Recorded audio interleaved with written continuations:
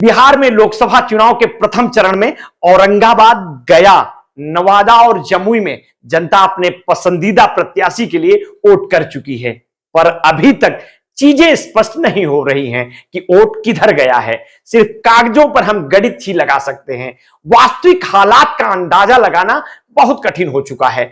NDA को Modi magic पर भरोसा है, पर जाति कार्ड खेलने में कोई कोताही नहीं कर रही है। उसी तरह इंडिया गुट भी लोकतंत्र और संविधान को बचाने के मुद्दे पर जोरदार अभियान चला रहा है। दक्षिण बिहार में मतदाता 19 अप्रैल को मतदान कर चुका है। अपनी पसंद बताने के लिए बड़े पैमाने पर जाति को आधार मानते हैं, पर जाति के आधार पर भी अपना पसंदीदा कैंडिडेट खोजना आसान नहीं है। हालात यह है कि एक ही जाति आसपास के 2 सीटों पर अलग अलग पार्टियों के कैंडिडेट को वोट देने का मन बनाए हुए हैं। इन 4 सीटों पर इन 4 मुद्दों की भी परीक्षा रही है। भाजपा के प्रदेश अध्यक्ष और उप मुख्यमंत्री सम्राट चौधरी कुशवाहा हैं और भाजपा की सहयोगी पार्टी के नेता उपेंद्र कुशवाहा लोगों को लीड करते हैं। फिर भी देखने में आ रहा है कि प्रदेश के सारे कुशवाहा एनडीए को वोट नहीं दे रहे हैं। इसी तरह कुर्मियों को जदयू के नीतीश कुमार के माध्यम से एक छत्र में लाया गया है। एलजेपी मतलब रामविलास पासवान नेता के चिराग पासवान के लिए जगह बनाने के बाद दुसांधों को बीजेपी की ओर लाने के लिए एनडीए के सहयोगी और बिहार के पूर्व सीएम जीतन राम मांझी को भी लाया गया है, जो खुद गया से उम्मीदवार हैं। दूसरी ओर राजद में भी बदलाव की बयार है। इस पार्टी की पहचान लंबे समय से केवल 2 समूहों मुसलमानों और यादवों के साथ की जाती रही है। तेजस्वी यादव के नेतृत्व में इस पार्टी ने अन्य जातिगत समूहों तक पहुंचना शुरू किया था।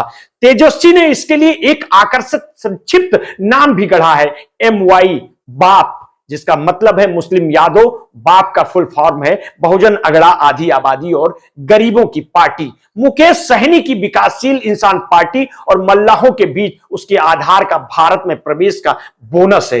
राजद को ओबीसी और दलितों का समर्थन भी है, जो सहयोगी सीपीआई लिबरेशन के कारण है। पहले चरण में औरंगाबाद में राजद के कुशवाहा उम्मीदवार अभय कुमार कुशवाहा और नवादा में श्रवण कुमार कुशवाहा रहे हैं। एनडीए की ओर से एक भी कुशवाहा का उम्मीदवार नहीं बनाया गया है। जाहिर है कि सम्राट चौधरी और उपेंद्र कुशवाहा के होते हुए कुशवाहा इन दोनों सीटों पर एनडीए को वोट करेगा या नहीं, इसमें संशय बना हुआ है। इसी तरह गया से राजद ने एक पासवान कुमार सर्वजीत पासवान को मैदान में उतारा है, इस उम्मीद में कि वो कुछ पासवान वोटों को आकर्षित करेगा। गया में मांझी एनडीए के उम्मीदवार हैं, जिनमें उम्मीद की जा रही है कि मुसहर वोट उनको मिलेंगे। जाहिर है कि यहां मांझी और चिराग पासवान दोनों की अग्नि परीक्षा है। मांझी पिछले 3 लोकसभा चुनाव से हार चुके हैं। पिछली 2 बार तो भाजपा से ही हारे हैं, 2014 में जदयू उम्मीदवार के रूप में और 2019 में राजद और कांग्रेस के सहयोगी के रूप में। इस बार उन्हें उम्मीद है कि वे भाजपा के पारंपरिक उच्च जाति के वोटों के साथ साथ अपने मुसहर वोट उन्हें मिलेंगे। चिराग पासवान के साथ होने से पासवान वोटों का एक बड़ा हिस्सा भी उन्हें मिल सकता है। गया में पासवान और मसहर दलित के 2 बड़े समूह हैं, जिनकी आबादी करीब 30% है।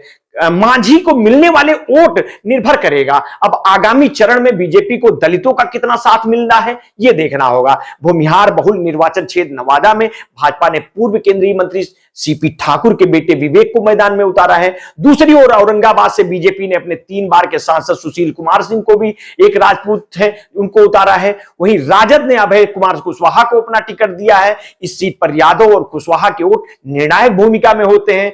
यादव वोट तो बीजेपी को मिलने से नहीं है, लेकिन अगर कुशवाहा वोटों ने सम्राट चौधरी और भूपेंद्र कुशवाहा में सेंध नहीं लगा सके तो औरंगाबाद सीट पर बीजेपी कमजोर हो सकती है। बीजेपी परिवारवाद की विरोधी रही है, पर विरोधियों का आरोप रहा है कि बीजेपी भी परिवारवाद का जमकर लाभ उठा रही है। पूर्व डिप्टी सीएम और आरजेडी नेता तेजस्वी यादव ने बीजेपी के परिवारवाद पर तंज कसते हुए कहा था कि जमुई से एनडीए ने अरुण भारती का टिकट दिया है, जो पूर्व एमएलसी ज्योति पासवान के बेटे और पूर्व केंद्रीय मंत्री रामविलास पासवान के दामाद हैं और चिराग पासवान के जीजा हैं।